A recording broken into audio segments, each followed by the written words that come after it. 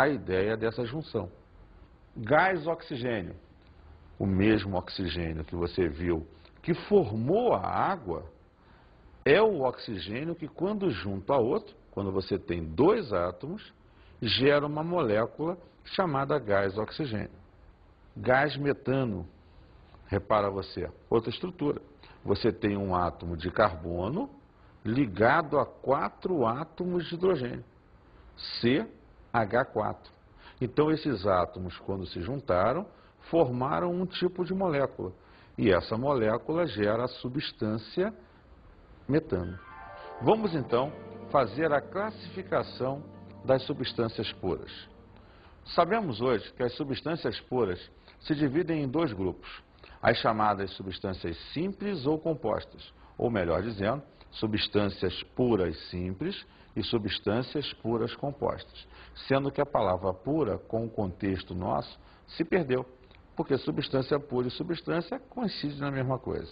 Vamos ver o primeiro caso, as substâncias puras simples, ou substâncias simples. Nesse caso, eu vou observar que as moléculas são formadas por átomos do mesmo elemento químico. Por exemplo, o gás oxigênio. Ele é formado por dois átomos, o O2, mas os dois são de oxigênio. O gás ozônio. Ele é formado por 3 átomos, mas os 3 são de oxigênio. Por exemplo, o gás cloro, o Cl2. Ele é formado por 2 átomos, os 2 são de cloro. Então, as substâncias simples se caracterizam por átomos do mesmo elemento. Vamos olhar agora as substâncias puras compostas, ou substâncias compostas.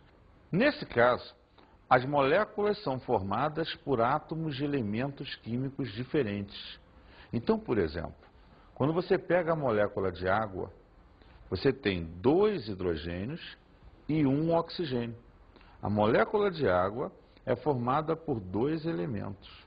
Quando você pega, por exemplo, o ácido clorídrico, cada molécula tem 1 hidrogênio e 1 cloro. Quando você pega, por exemplo, o metano, você tem 1 átomo de carbono ligado a 4 hidrogênios, o que caracteriza uma substância composta.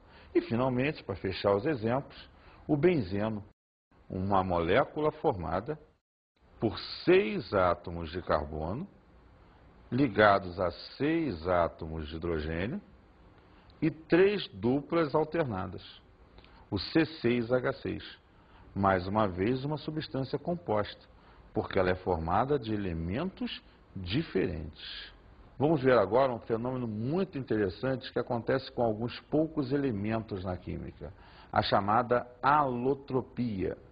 A alotropia ocorre quando um elemento químico forma 2 ou mais substâncias simples diferentes. É o caso que você viu ainda agora, quando eu te mostrei as substâncias simples, que o elemento oxigênio pode formar o O2 e o O3. Ele então gera 2 substâncias simples diferentes a partir do mesmo elemento. Outro caso interessante é o do carbono, que gera para você o diamante e o grafite. Estruturas atômicas diferentes, arrumação de átomos diferentes, mas formadas pelo mesmo elemento, o elemento carbono. E para finalizar esse processo, é importante observar que quando você junta as substâncias, forma a mistura. As misturas são formadas por 2 ou mais substâncias puras que mantêm as suas propriedades. Então, essas substâncias são chamadas de componentes da mistura. Então, você juntou 2 ou mais substâncias, terá sempre a ideia de uma mistura, desde que as substâncias que você juntou mantenham as suas propriedades. Vamos ver 2 exemplos. Água e álcool, água e óleo. Tipicamente, você vai ter aqui a visão da classificação das misturas, que podem ser misturas homogêneas ou misturas heterogêneas. Vamos falar primeiro das misturas homogêneas. Mistura homogênea é quando 2 ou mais substâncias se dissolvem uma nas outras, formando uma única fase, uma única porção. É o caso da água e do álcool, da água e do sal. Já a mistura heterogênea é aquela na qual as substâncias não se dissolvem, originando então duas ou mais fases, como água e óleo, areia e água e gasolina. São casos em que substâncias não se dissolvem uma nas outras. E vamos finalizar falando sobre a energia. Energia é a coisa mais importante e vital desse universo. A energia total desse universo foi desenvolvida no momento da sua criação, primeiro princípio da termodinâmica. E essa energia se transforma uma na outra e vive a nosso redor e em nós para que todo e tudo funcione quimicamente falando, fisicamente falando, mudanças de estado físico, transformações da matéria, características gerais. Por definição, energia é a capacidade de realizar trabalho. É tudo que pode modificar a matéria. É também tudo que pode provocar ou anular movimentos e causar deformações. Vamos então agora às nossas dicas de estudo.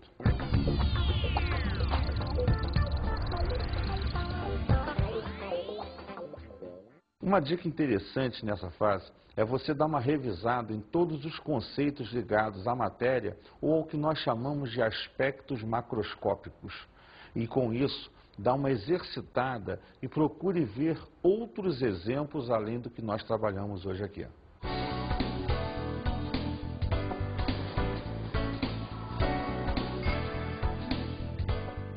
Na aula de hoje falamos sobre a matéria.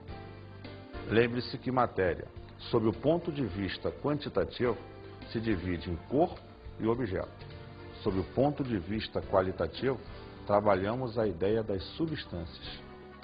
Observamos as propriedades da matéria, Que, como vimos, podem ser propriedades gerais, comuns a todo tipo de matéria, ou propriedades específicas, que são determinadas para cada tipo de matéria.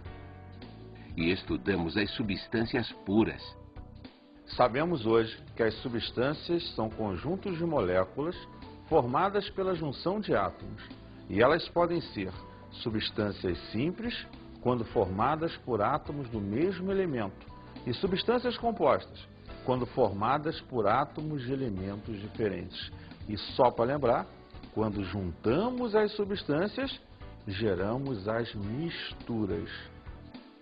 Bons estudos!